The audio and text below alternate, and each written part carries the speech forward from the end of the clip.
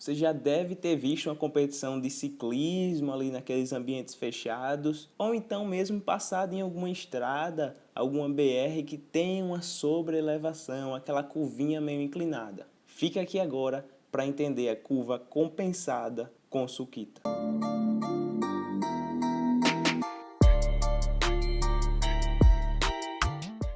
Ah, mas o que é curva compensada, o que é curva com sobreelevação? Vem olhar logo aqui para a gente entender isso de vez.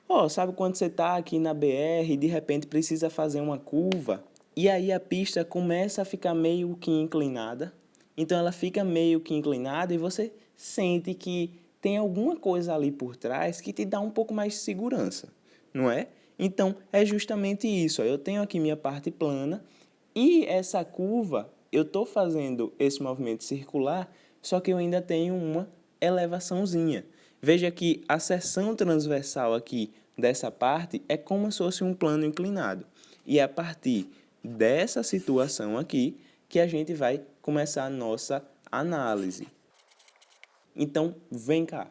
Eu peguei uma fatia daquele pedaço daquela nossa curva e vou fazer essa análise. Aqui é como se fosse o fundo do carro. Então, o carro está passando por aqui, na curva, e eu só peguei esse trecho. Peguei uma fatia daquele nosso desenho. Então, bora entender quais são as forças que aqui atuam. Primeiro, eu tenho a força normal, que o plano exerce, que a rua exerce no carro. E eu tenho a sua força peso, não é isso? Ok. Eu tenho também esse ângulo θ. Então, veja o que eu vou fazer. Eu vou dividir essa força normal em uma força normal NY e uma força normal aqui NX. E aí, o que é que a gente vai fazer? Equacionar. Para o eixo Y, quem é que a gente tem? No eixo Y, ninguém se move. O meu corpinho não está se movendo no eixo Y, então eu tenho uma situação de equilíbrio. Então, o somatório das forças no eixo Y tem que ser igual a zero. A gente pode até colocar vetorialmente aqui. Ou seja, esse NY tem que ser igual ao peso. Então, eu faço NY é igual ao peso. NY é igual a mg. E quem é NY? Perceba, a normal é perpendicular a esse plano e esse cara é perpendicular a esse. Então, o θ é justamente esse ângulo aqui, propriedade lá da matemática. Então, esse NY é o N cosseno θ igual ao M vezes G. Então, deixa essa equaçãozinha aqui guardada. Bora agora tentar entender o que acontece no eixo X. Esse eixo X aqui, Lembre, se esse cara está fazendo uma curva, uma volta aqui, essa força é a força que garante o movimento circular. Então, NX está atuando como força centrípeta. Então, o NX, que é o N seno de θ, porque está sem o ângulo θ, é igual à força centrípeta, que é mv ao quadrado sobre r, que é o raio da curva. Então, a gente tem essas duas equações aqui.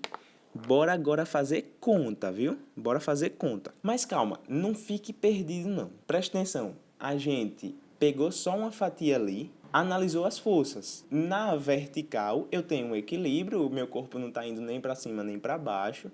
Então, eu tenho que a normal y, na direção y, é igual ao peso.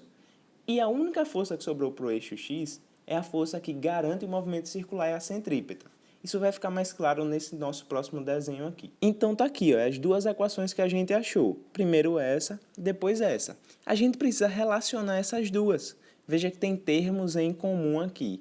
Como é que a gente pode fazer isso?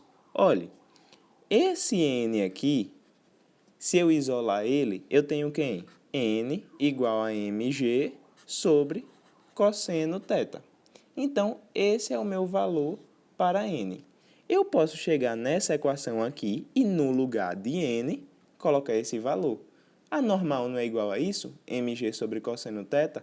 Então, onde tem n, eu vou colocar mg sobre cosseno θ vezes o seno θ é igual a m V ao quadrado sobre o raio. Eu posso cortar esse M com esse M. E veja, seno θ sobre cosseno θ, quem é? É a tangente. Então, G tangente de θ é igual a V ao quadrado sobre R. Se eu multiplicar aqui extremos e meios, o V fica aqui, ó, V vezes 1, né? V ao quadrado é igual a RG tangente de θ. E a gente chega numa equação bem conhecida, que é o V igual a raiz de RG tangente de θ, que é a equação da velocidade para a curva compensada. Veja que o raio da curvatura é justamente aqui, ó. O nosso carrinho está passando para lá com uma certa velocidade v. A gente pegou esse planozinho aqui para fazer nossas contas, ó. É aqui onde está a normal, é aqui onde está o peso.